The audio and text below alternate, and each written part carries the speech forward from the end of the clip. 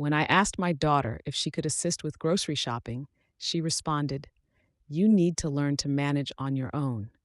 She was unaware that I had instructed my lawyer to remove her from my will the night prior.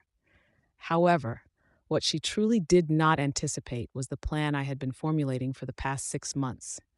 My name is Margaret Holloway, though most people refer to me as Maggie. At 72 years old, I have resided in the same Ohio neighborhood for 47 years. Before I recount the events with my daughter, I would like to know where you are viewing this from.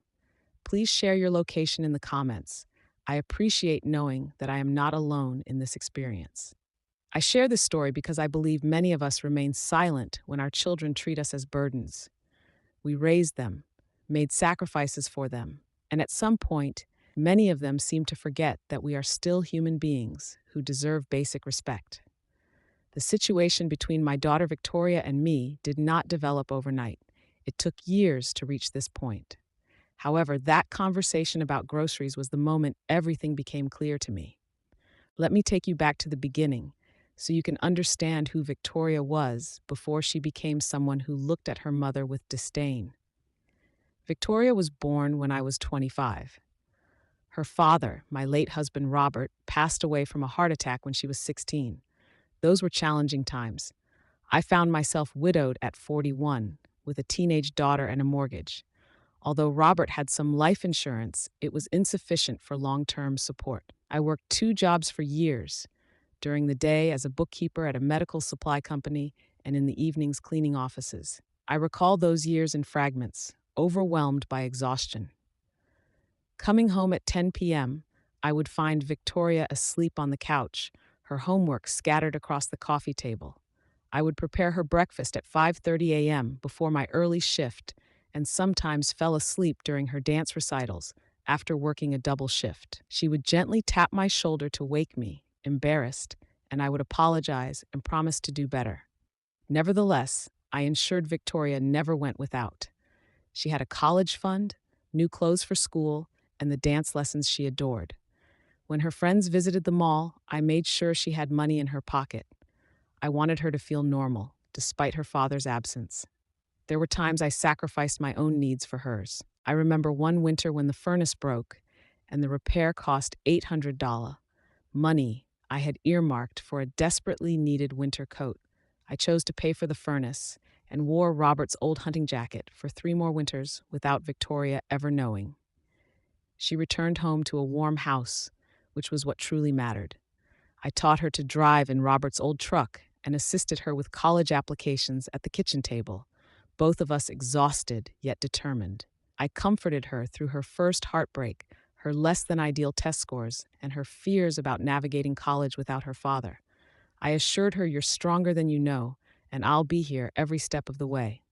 Victoria attended Ohio State University on a full ride.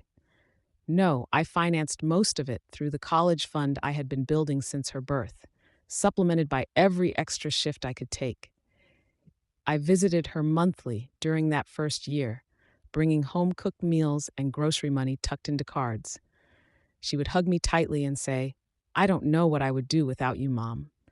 I held on to those words like a lifeline as circumstances began to shift. She graduated with a business degree and moved to Columbus, where she met her husband Derek at her first job.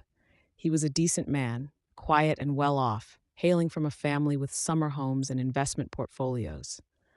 They married when Victoria was 26, and I contributed half the wedding cost, even though Derek's parents were financially better off. Victoria desired a destination wedding in Mexico, but I could not afford that. We compromised on a beautiful ceremony at a vineyard outside Columbus, which cost me $30,000, money I had been saving for my retirement. I reassured myself it was worth it. She was my only child, and I wanted her to have a beautiful start to her marriage, akin to what I had experienced with Robert, even if just for that one perfect day. Over the years, I observed Victoria's life flourish while mine remained stagnant. She and Derek purchased a 4-bedroom house in an upscale neighborhood and traveled to Europe and Hawaii, destinations I had only seen on television. They welcomed 2 children, my grandchildren, Emma and Jacob, whom I loved fiercely from the moment I first held them. However, as time passed, Victoria became increasingly busy, and our visits became less frequent. Initially, I understood that young children require significant attention and that her marketing management career demanded her time. But then the tone shifted to something colder. My phone calls often went unanswered for days, and when I asked to see the grandchildren, Victoria would sigh as though my request were a monumental task. "Mom, we're just so busy right now," she would say. When I offered to visit them to help with the kids, she would respond, "We've got it handled." I began to feel like an obligation, merely another item on her to-do list. After my heart episode 2 years ago, I started to pay closer attention to how Victoria treated me. Once a pattern is recognized, it cannot be ignored. Every conversation became transactional. She would call every 2 weeks to inquire about my well-being, but I could hear her multitasking in the background, the clicking of her keyboard, the distant sound of the television. On one occasion, she muted me to yell at the children and forgot I was on the line, leaving me in silence for 2 minutes before she remembered I was still there. "Sorry, Mom, what were you saying?" I could not recall what I had been saying. It felt inconsequential. There was a time I called to share that I had finally completed the photo albums I had been working on for her, organized by year and filled with childhood memories. I had invested months in this project, labeling each photo and writing notes about our shared experiences. "Oh, that's nice, Mom. Just keep it, and I'll grab it next time I'm over." 4 months passed before she finally visited, and when she did, she left the album on my kitchen counter, forgotten. The financial requests began about a year ago, not as direct requests, but as hints. Victoria would mention issues like the furnace acting up or the rising costs of private school tuition. I helped her, of course. $2,000 here, $5,000 there, and once $7,500 for what she labeled an emergency roof repair that later turned out to be a complete kitchen renovation, evident from the photos she shared on Facebook weeks later. I was living on Social Security and a small pension from my bookkeeping job, along with what remained of Robert's life insurance payout, which I had invested wisely. While I was not wealthy, I was comfortable and continued to assist her because she was my daughter, and those were my grandchildren. Victoria never repaid me, nor did she mention the money again after the checks cleared. When I gently brought up one of the loans, just once, she became defensive. "I didn't ask you to give me that money, Mom. You offered." If we were keeping score, she asserted, that was on me. Holidays became negotiations. "We will spend Christmas morning with Derek's family, but we can stop by around 5. They would often arrive much later, with the children tired and cranky. Victoria would be on her phone, and they would stay for only 40 minutes, leaving me with a barely touched dinner I had prepared. I attempted to communicate with her, not confrontationally, but gently. "Victoria, I feel like we don't connect as we used to." "Mom, everyone is busy. It's not personal." Yet it felt personal, very personal. Then came my 72nd birthday in March. I invited Victoria and her family for a simple dinner. I prepared pot roast, her favorite from childhood, along with roasted carrots she used to pick out when she thought I wasn't watching. I purchased a special dessert from the bakery and decorated the dining room. Emma and Jacob could play in the backyard, making it a pleasant family evening. "Mom, we can't make it. Derek's company is having an event." I later saw pictures on Facebook 2 days later. There was no company event. They had gone to Derek's parents' lake house for the weekend, with Emma and Jacob on a boat wearing matching life jackets. Victoria was smiling, her arm around Derek's mother, who was tagged in the post with the caption, "Best weekend with the best grandma." I stared at that photo for a long time, noting how genuine Victoria's smile appeared. She had found time for Derek's mother, but not for me. The best grandma comment felt like a knife in my ribs. I tried to convince myself it meant nothing. Perhaps the company event had been rescheduled, or they had forgotten to inform me of the change in plans. But deep down, I knew I had been lied to, and I knew I did not matter enough to be told the truth. I spent my birthday alone. Barbara came over with a cake she had made, and we shared coffee and conversation in my kitchen, the same kitchen where I had celebrated Victoria's birthdays for 18 years. I pretended everything was fine, but Barbara saw through it. She had known me too long to be fooled. That night, I lay in bed contemplating the 47 years I had spent in this house. Robert and I purchased it when Victoria was 3. I could still picture her toddling around the backyard, chasing butterflies and sulking at the kitchen table over geometry homework. I remembered her coming home from college on weekends, doing laundry, raiding my refrigerator, sharing stories about her classes, friends, and dreams. When had I become someone unworthy of her time? When had I transformed from mom into an inconvenience? The following months were more of the same: unreturned calls, canceled visits, and a Mother's Day card that arrived 3 days late with a generic message. Then came the grocery incident. It was a Tuesday in September, my designated grocery shopping day for decades. Although I had been managing on my own for years, my arthritis had made the task increasingly difficult. The bags felt heavier, and the distance from the car to the house felt longer. I hesitated to ask for help, knowing how it would come across. However, that Tuesday I had a doctor's appointment in the morning for a follow-up on my heart medication, leaving me little time to shop before the store became crowded. I despised crowded stores. They felt overwhelming and chaotic. So I called Victoria, rehearsing what I would say to keep my tone light and casual. "Hi, honey. I know you're busy, but I have a doctor's appointment tomorrow morning. I was wondering if you might have time to assist me with grocery shopping afterward. We could grab lunch together, my treat." There was a pause, followed by a sigh that conveyed inconvenience. "Mom, I can't do that." I replied, "Okay, perhaps later in the week, Thursday or Friday." "Mom, listen, you need to learn to manage on your own. Derek and I have discussed it, and we think you're becoming too dependent. Have you considered grocery delivery or one of those services that bring meals to your door?" I stood in my kitchen, phone pressed to my ear, feeling as though I had been struck. "Too dependent? You call me every time you need something: gutter cleaning, grocery shopping, when your internet went out." "Mom, we have our own lives and responsibilities." My hand trembled. "Victoria, I rarely ask you for anything. The gutter cleaning was 6 months ago, and you recommended the service. The internet issue was over a year ago. This is the first time I've asked for assistance with groceries." "Well, it feels like more than that. And honestly, Mom, I think you need to start considering your future, maybe an assisted living facility where you can receive support for these types of things. You're not getting any younger." Those words, "you're not getting any younger," from my 47-year-old daughter, whom I had raised and sacrificed for, stung deeply. "I see," I said quietly. "Don't be dramatic. I'm just being practical.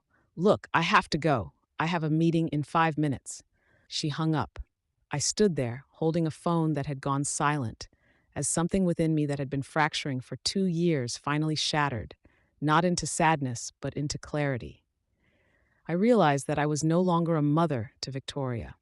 I had become an inconvenience, a future burden to be managed, someone who needed to learn to be independent, but who could still write checks when she needed money.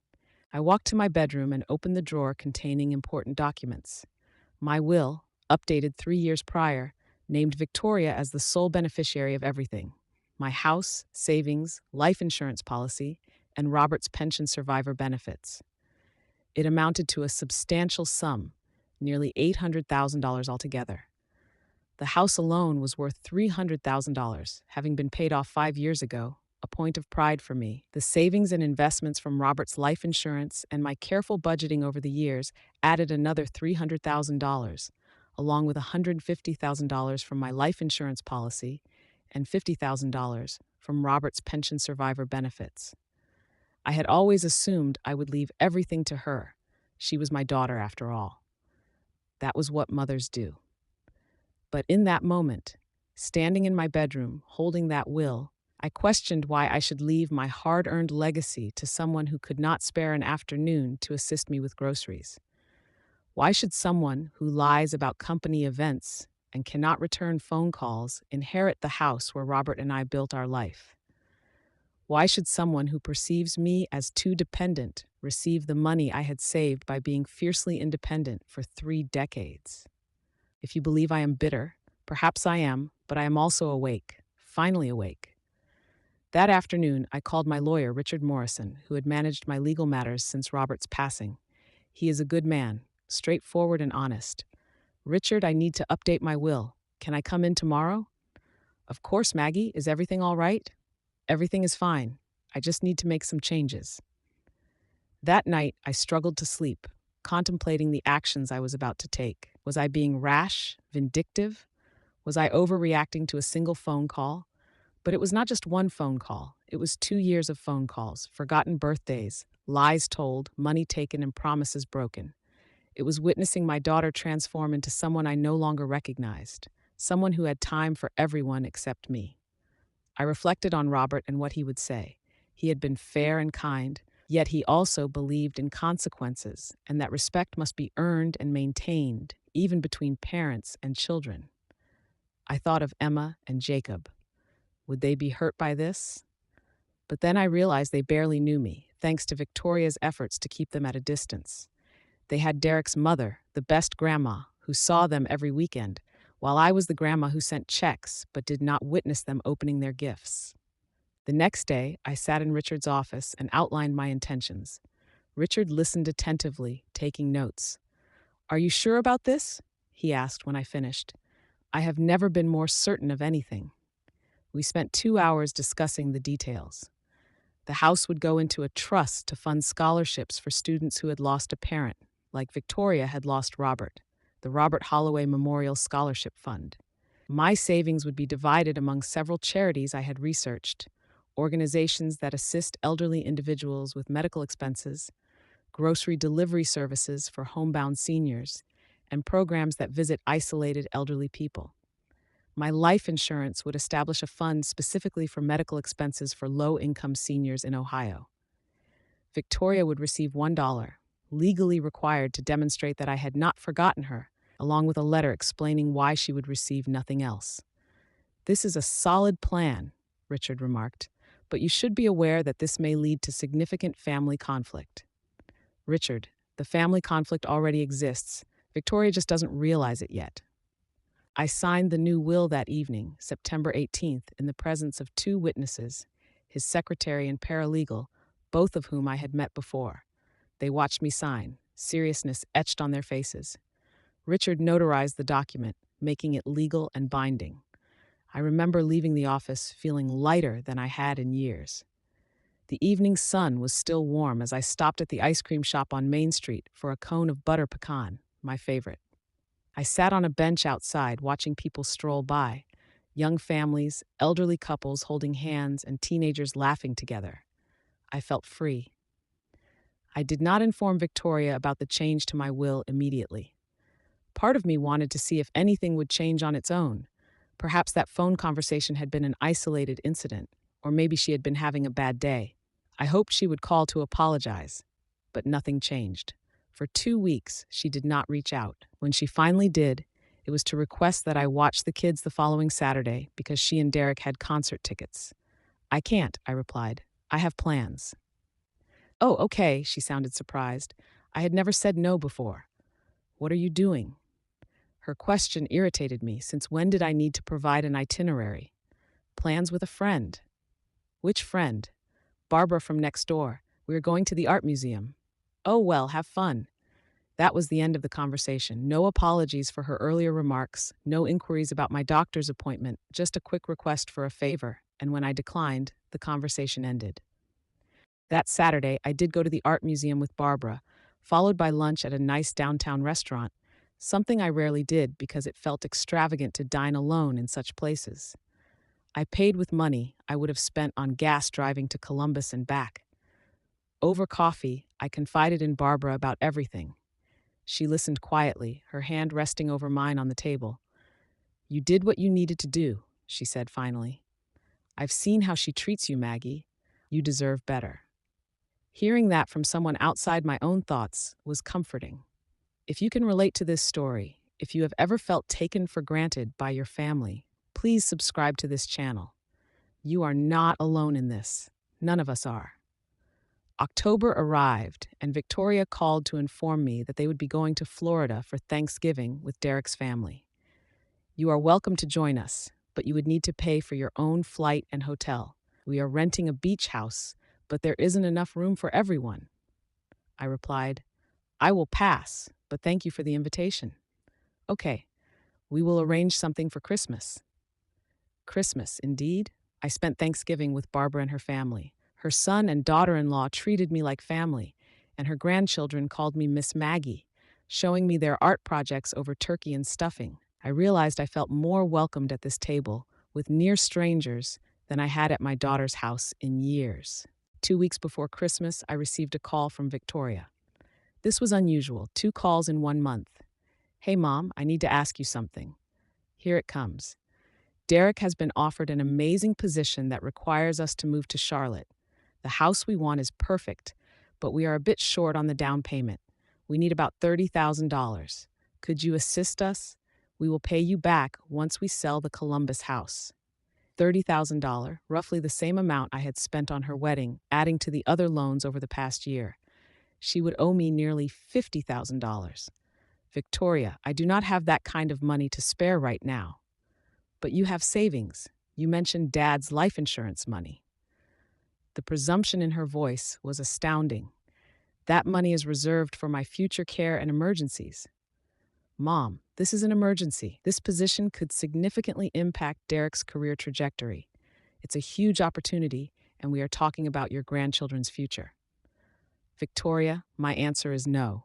Silence followed. Wow, so you won't help your own daughter when she needs you. Yet, I'm expected to drop everything when you need groceries. There it was. The mask had come off. I asked you for one afternoon, I said quietly. Not $30,000. You know what? Forget it. Forget I asked. We will figure it out ourselves, as we always do. Like you always do. I could not help it. The words slipped out sharply. Victoria, I financed your college education. I contributed to your wedding. I've given you thousands of dollars over the past year alone. What exactly have you figured out by yourself? That's not fair. You wanted to pay for those things.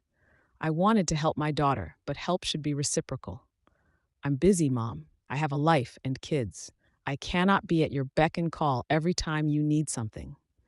I'm not asking for constant availability. I'm asking for basic consideration. Phone calls returned, honesty instead of lies about company events, and for my birthday to be significant enough that you show up.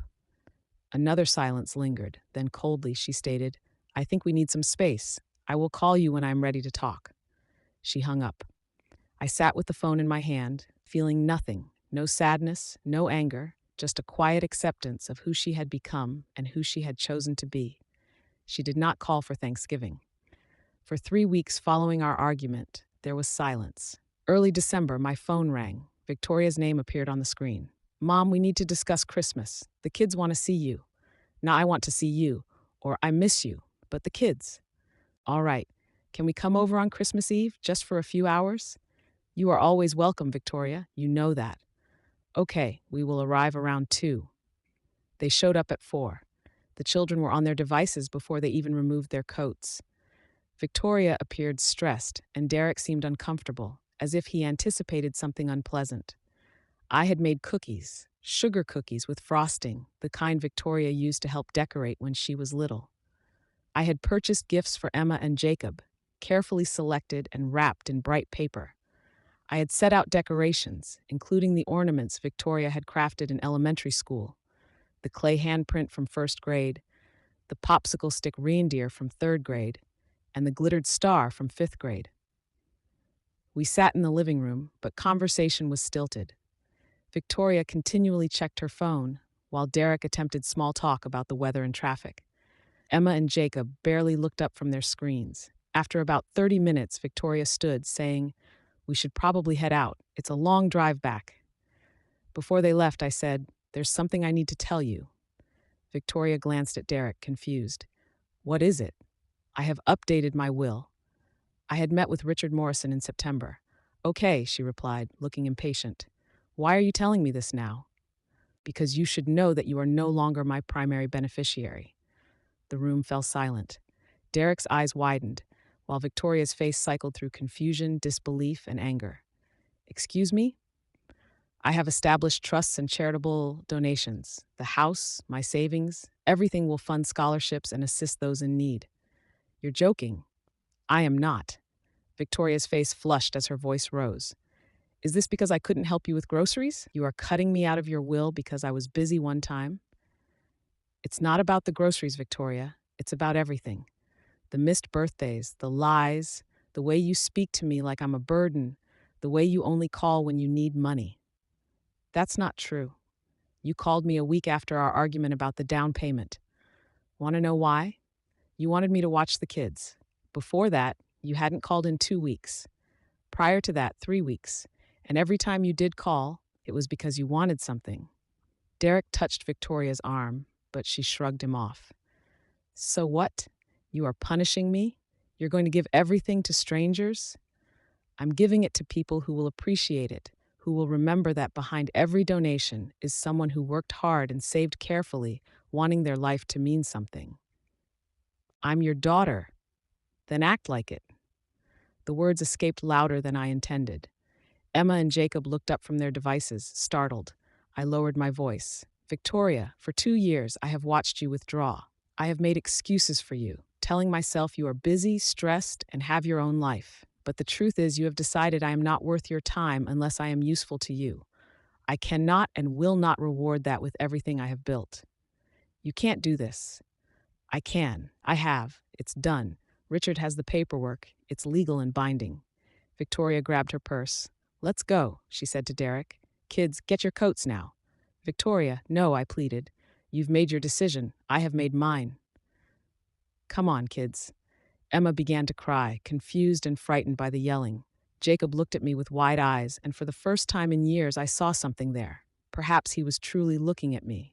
Derek ushered them toward the door, murmuring apologies I barely heard.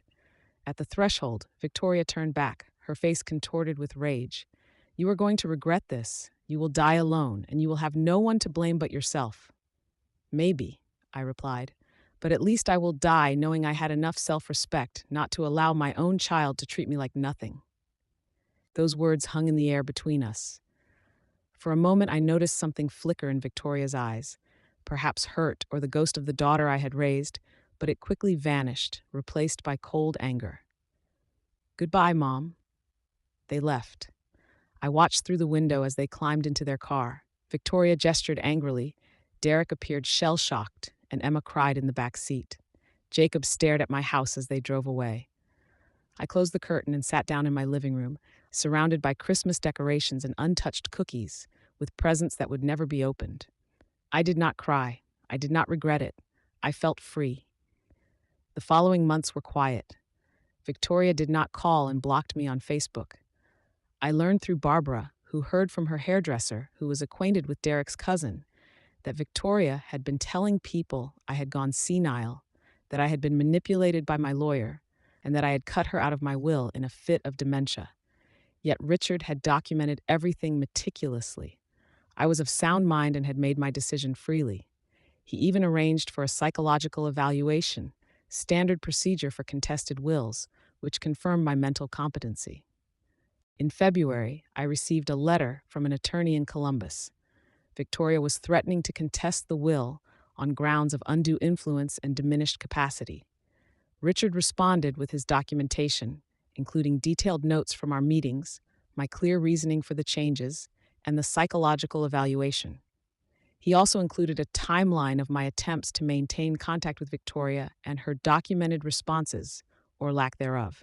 The attorney dropped the case within 2 weeks.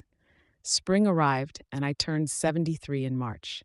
Barbara organized a small party, inviting some women from my church and my doctor, who had become a friend over the years. We enjoyed cake, wine, and laughter, and no one mentioned Victoria. They all knew. In our small town, news travels fast. I did not miss Victoria. I missed who I thought she was, the daughter I had raised, the little girl who had once crawled into my lap during thunderstorms. But that girl was gone, if she had ever truly existed. The scholarship fund was established in April, the Robert Holloway Memorial Scholarship for students who had lost a parent. The first recipients were announced in May. 3 students, including a 17-year-old girl from Cleveland who had lost her mother to cancer and aspired to become a nurse. I met her at the awards ceremony Richard had organized. She hugged me sincerely, not the obligatory side hug Victoria had given me for years, and told me I was an angel. I was not an angel. I was merely a woman who decided my life's work should assist those who would appreciate it. I still reside in my house. Barbara and I take walks together every morning when the weather permits.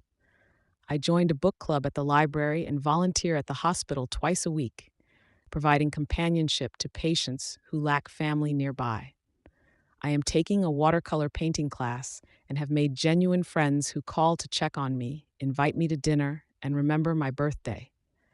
Occasionally, I wonder if Victoria thinks about me, if she regrets her choices, or if she ever tells Emma and Jacob about their grandmother who loved them. But mostly, I do not think about her at all. I focus on the students who will attend college because of Robert's memory, the elderly who will receive medical care they could not otherwise afford, and the life I am living now. Quieter, yes, but fuller in meaningful ways. And I sleep well at night, knowing I finally chose myself. Please subscribe to my channel. See you in the next video with love and respect.